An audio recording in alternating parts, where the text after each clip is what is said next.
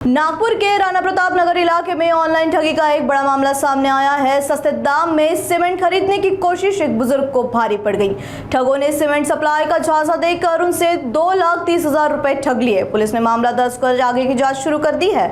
जानकारी के अनुसार भाऊ साहब सुर्वेनगर निवासी अजय जोशी ने गूगल पर सीमेंट सप्लायर की तलाश की थी। इस दौरान विपिन गुप्ता नाम के एक व्यक्ति ने उनसे संपर्क कर 1000 सीमेंट बैग देने का दावा किया। आरोपी ने ऑर्डर के नाम पर 2,30,000 रुपए फर्जी डायरेक्टर शिवम कुमार के बैंक खाते में जमा करवा लिए।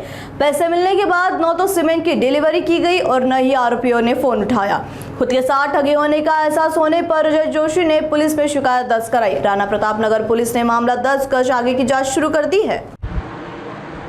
पोस्ट राणा प्रताप नगर हद्दीत अजिंक्य अजय जोशी म्हणून राहतात। त्यांचे वडील अजय जोशी यांची गुप्तेपुरी इथे बॅटरीची एक कंपनी आहे। त्या MIDCच्या बॅटरीच्या कंपनीसाठी त्यांचं बांधकाम सुरू असल्याकारणाने सिमेंटची गरज होती। तर त्यांनी ऑनलाईन सर्च सिमेंटच्या करिता विकत घेण्याकरता जे आहे ऑनलाईन सर्च केला होता। त्यामध्ये त्यांनी मोबाईल नंबर वगैरे दिलेला आहे। त्या मोबाईल नंबरवरच त्यांना सर्वप्रथम एक कॉल आला। त्यांनी ते एका बोरीची किंमत जी आहे ती 300 रुपये सांगितली आणि नाव सांगितले अल्ट्राटेक कंपनीचे सुधीर शर्मा। 300 रुपये हे जास्त होत नाही, त्यांनी नकार दिला।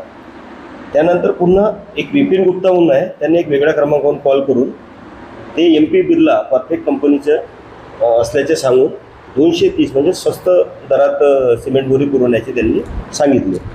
300 रुपयाहून 230 रुपयानं बोरी मिळताना यांना कमी पैशात मिळण्याचे हे आमिष दाखवले।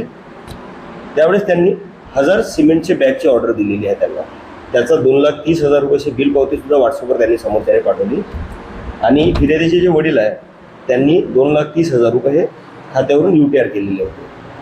नंतर त्यांच्या लक्षात आलं की तो मोबाईल नंबर त्यांनी बंद करून टाकलेला होता विपिन गुप्तांनी आणि हे 2,30,000 रुपये त्यांची ऑनलाईन फसवणूक करण्यात आलेली आहे। याप्रमाणे बरेचसे जे ऑनलाईन प्लॅटफॉर्मवर जे ट्रेडिंग कंपनीचे जे हे असतात आपण सर्च करतो, सर्च केल्यानंतर त्यांनी जेव्हा माहिती मागतात कोणत्याही ट्रेडर्सने जेव्हा जे खरेदी करणारे जे लोक आहेत त्यांनी आपले मोबाईल नंबर प्रोव्हाइड करू नये। तर सर्वप्रथम शहानिशा करावी, त्यानंतर पैसे वळते करायला हवे।